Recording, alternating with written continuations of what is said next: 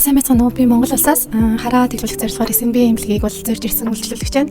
За миний хувьд л өчигдөр хагалгаанд орсон. Тэгээд цилиндр ер нь бол өндөр хараа байсан тул Smile Pro гэсэн хагалгаанд орсон байгаа. За яагаад яг SNB эмнэлгийг сонгосон бэ гэх юм бол ерөнхийдөө би маш олон сарын өмнөөс бол эмнэлгүүдээр судалгаа хийгээд хэлсэн байсан.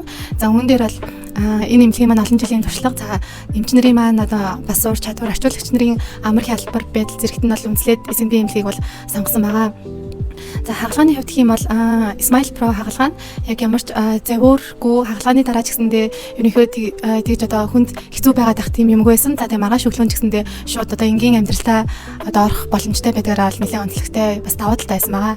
За тэгээ хагалгааны яг үеэр гэх юм бол яг айж сандрах болов гэсэн бодолтой байсан ч гэсэн эмч нар за тэгээд орчуулагч нарын маань ер нь бол ормын өгөөд бол айгүй айж сандралыг маань багасгаж байсан.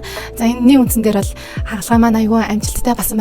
За өнөөдөр тэгээд тавтан үзлэгтээ орсон байгаа. Тэгэхэд бол хараа маань ирсэн сайжирсан байдалтай байна. Тэгээд SNB эмнэлэгт сэтгэл ханамж маш өндөр байна. Баярлалаа.